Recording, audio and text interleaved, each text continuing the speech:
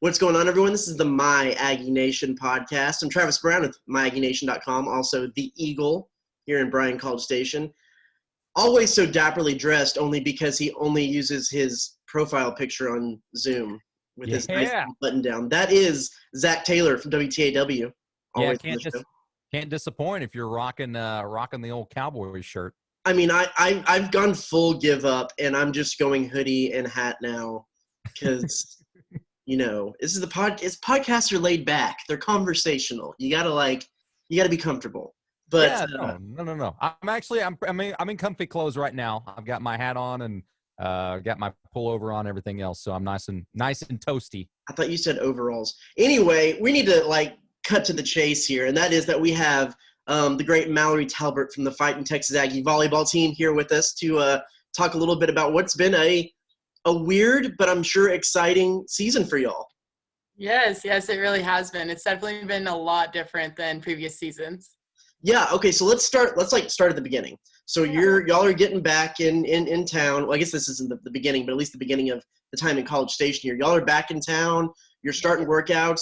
You don't have a schedule. You don't know what is going to happen. What is that like? How are those practices like when you don't even know what your season's going to look like? Yeah. Honestly, it was more challenging than I thought it would be, just because as we saw other conferences dropping out, there was just a lot of confusion. But Bird did a really good job of talking to us and making sure that we remembered, while we were in quarantine, how bad we wanted to be in the gym and how bad we all wanted to be back together. And so just taking advantage of all the time that we had, whether or not we were going to have our season in the end, but just ultimately just being thankful that we were back here, that we were all healthy. And so I think that was a really big driving force for us to just take advantage of the time that we had, no matter what was about to happen. Just kind of piggybacking off of that, Mallory, I mean, not so many things that you didn't know, so many factors that are out of your control. So how was it just dealing with what you could control and making sure that you guys were ready when the time did come around? Yeah, I'm very much a control freak. I do not like the unknown. I like to just take everything that I can and hold on to it as tight as I can and do it myself. And so it was really, really tough. But genuinely, we have just the greatest team and the greatest staff. And so we all have so much trust and we can really rely on each other. And so no matter what we were going through, we just had to just get past it and just keep working hard, because if we didn't have a season now, we're going to. And so no one wanted to get even more behind than we were. Yeah, so you got a little bit more extended fall camp time, got to prepare a little bit more. How were y'all able to utilize that to put into different systems, how does that look different, and how did y'all utilize that extra time? It was definitely needed just after all the time that we couldn't be in the gym. It's we found ways, but it's kind of tough to practice volleyball with just yourself at home. And so we definitely needed that time. We needed that time to get back some of the muscle that we had lost. So we were hitting the weight room really, really hard. And then after we were starting to see these results in the weight room, then we would pull back on weights a little bit and hit volleyball even harder, just to get back into training shape. But I was really thankful to have that extra time because it had been a while since I had been in the gym. Kind of touching on the season, Travis, I don't know if you were going to ask her any more about leading up to it, but coming in, you guys have a lot of high expectations. And I'm not going to say that hasn't been the case, especially internally the past few years, but, from a national perspective, you guys are starting to get noticed. So how do you feel like the team has been dealing with that extra attention that you guys have? Yeah, I mean, we had a really great season last year. And I think that the biggest thing that we've had to keep on reminding ourselves is that this isn't the team from last year. Every single year, the team is going to be different. And so we don't just want to do better than last year, and that's not our goal. We want to do what's best for us. And so try to focus in every single practice, every single set, every single match, just every single chance we get, preparing for the best that our team can do this year. Gotcha. Thanks. Yeah, what has the series been like? It's a shortened season, conference only. Y'all are playing games in little clumps of 2 against the same team. It kind of looks a little bit like maybe the baseball or the softball schedule. You get to kind of get a feel for a team and get to go back and maybe get revenge. And, well, there hasn't been any revenge needed for y'all. Y'all have swept all your series. But what has that series aspect been like to the season? It's definitely been just completely different in so many ways. I mean, your body's more fatigued the second day that you're playing, so you got to be a little bit more like mentally in the game. It's a little bit more of a grind that second day. And even with us winning, like the teams are coming back and being like, oh, we're going to get revenge on them. And so it's like we celebrate for like an hour, you're happy about the win. And then you go and you watch film and you see what you did wrong so that you can fix it that next day. I honestly have enjoyed it. It's not that I enjoy how we normally do it as well, but it's been just cool. We're spending a lot of time together. Like we were in Mississippi this past weekend and we're watching film at like 11 p.m. You know what I mean? So it's just, it really is a grind. And I think that we're all just really thankful for it. But it has been a lot different. Again, visiting with Texas A&M volleyball middle blocker, that would be Mallory Talbert. Mallory, for you guys, well, you personally anyways, you're right down the road in Montgomery. So have your folks been able to make all of the matches? And what's it been like working with maybe an even smaller crowd at Reed this year? Honestly, I was very surprised at how many people were at our game, our first home game. The 12th man really, really showed up. And that is just a testament to this, to Texas A&M and the fans that we have. My parents do come to all the games. They came to the Mississippi one last week, and I could not be more thankful for the support system that I have at home. My siblings come, my old babysitter came, you know what I mean? Wow. Like Montgomery is a pretty small town, and it is really, really nice being nearby so that I can have all my friends and family come. But I was really, really happy with the turnout of 12th man. And I just think that they want to see what we can do. It's been a while, and I think that they're excited to be back too. Can you even comprehend or digest the fact that y'all played 4 games, you're 4-0, you had 2 games at Reed Arena, like you said, against Ole Miss. You have 2 more coming up here November 4th and 5th against Mississippi State, and then you have 2 more games left in the fall season. How do you comprehend that? How do you digest the fact that it is a 8-game season when y'all are normally playing about 16, 17, 18, 20 games matches? Yes. It was actually shocking because we have a bye week this week, and I was thinking if we played this week, we would be done after next week. And that, I'm really happy we have this bye week so we can extend it just a little bit more.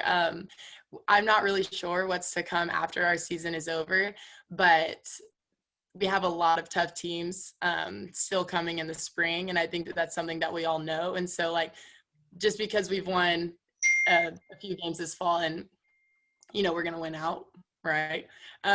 So then that it doesn't end there.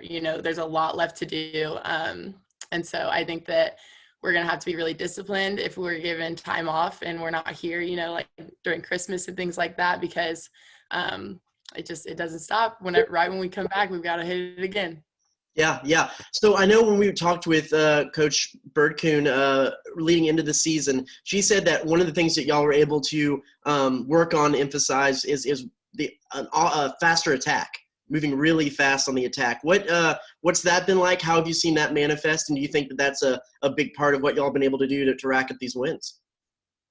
Yes, I think that we all really like to imagine ourselves as a really defensively strong team. But with that, we've got to also earn points. You know what I mean? We earn a ton of points on defense. And I think that getting into our offensive game has been something that we've really been focusing on. And especially during this bye week, we've got time to work on ourselves for a little bit. So we're really focusing on our offense. And I think that Camille does such a great job at reading the other block and getting our hitters one-on-ones. And so if we can keep on getting our offense faster, we're just going to keep on having one-on-ones. And in Mississippi, we had 4 people with more than 10 attacks. And so that's just a testament to Camille and the speed that we're running our offense. And so I think that we'll continue being successful if we keep that up. And correct me if I'm wrong here, but as a middle blocker, a faster offense and a faster attack, like what y'all were able to do last year, that incorporates the middle blocker into the attack a little bit more. So it's got to be a little exciting if I'm not mistaken. Oh, definitely. My dad always makes fun of me. He says I just look like I'm running around on the court half the time because I'm always like, land, go slide, land, go slide. But I'm like, that's my job. I'm doing my job, Dad. Awesome. That's awesome. Mallory, as you guys keep moving forward, I mean, undefeated, you can't ask for a much better start than that. But how do you make sure that you guys continue to stay playing on that level? And what do you hope to see the rest of this fall? And like you said, going into the spring as well. That has actually been something that we've been talking about a lot, is that yes, we've been winning these games, but we want to hold ourselves to our own standards. And so like, no matter our opponent, like we're focusing on us. We want to do everything that we can to be the best that we can be. And so just as we continue, like, even though we're winning games, we still are making errors, and we just want to clean up like little things. Like we'll watch one play where we have like a defensive breakdown, and like we'll focus on that, even though we may have won that rally. It's just really important for us to pick out those points, be super, super disciplined in practice, so that that'll translate into our games. Zach, I'm going to resurrect one of our old questions from the early days of the podcast, because this team fits this question a lot. Would you rather fight one chicken-sized Travis or a bunch of Travis-sized chicken? We've never asked that before, but I'd be curious. I'm not very tall. So the real question is, this is a team that with a lot of chemistry. Y'all have a lot of fun. You had the dance battles during the timeouts last year, which is something I'm sure will continue this year. But I got to know, like, who is the biggest class clown on the team and why? Like where does this all originate from? Because there's got to be at least one or two people that really kind of start this trend. Yeah, it's so funny that you mention it, because I'm going to call out Sabrina Sestella and Maddie Bowser. Every single time I go on that bench, like genuinely Maddie Bowser just makes me feel better. She gives me feedback from the court. And she just, like, if we're in a tense situation, I can just like talk to Maddie, and she's not trying to do anything. She is just being herself, and she's so goofy. It is amazing. And I was talking about yesterday.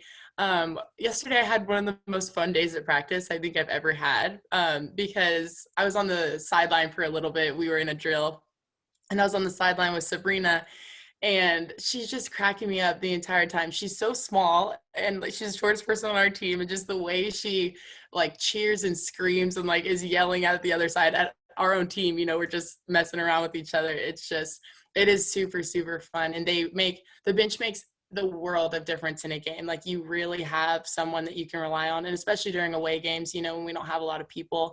I was laughing because at Mississippi, our bench will sing while the other team serves sometimes, and they were singing "I Will Always Love You" by Whitney Houston, and I'm literally on the court, like in my serve receive, and I can hear them singing that song, and I was literally started laughing on the court. Like, they just crack me up, and they make it so much more enjoyable, and they really help out in tense situations, and then they also give great feedback whenever I go onto the bench. Well, and part of the reason I asked this too is because for a lot of these teams, it's just there's some goofy, fun people on the team. But from what we know about, like, a lot of this is a little bit of a trickle down from Bird too, isn't it? She can be pretty she can be pretty fun loving. Yes, she can, especially when she puts on her overalls. I don't know if you've ever seen her in the overalls. Man, you're giving me trash about overalls, yeah.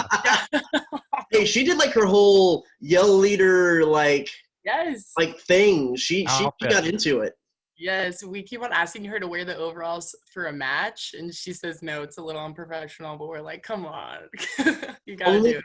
But then she'd have to lead the war hymn or something with the overalls. So literally. And we don't have our Riedling brothers. I think just with COVID and everything, and a lot of them graduated, we haven't had them yet. And so I was like, Bird's gotta bring it back. Like, we need like the Riedling bro on our bench.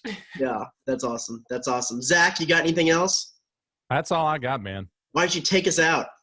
Awesome. Mallory Talbert again, fighting Texas Aggie volleyball player joining us this week. They do have a bye, and the ladies off to a 4-0 start. So a really, really good start for the 8th-ranked team in the nation. Mallory, thank you so much. We're going to take a quick break, and when we come back, we'll keep this bad boy rolling. Again, you're listening to the My Aggie Nation podcast.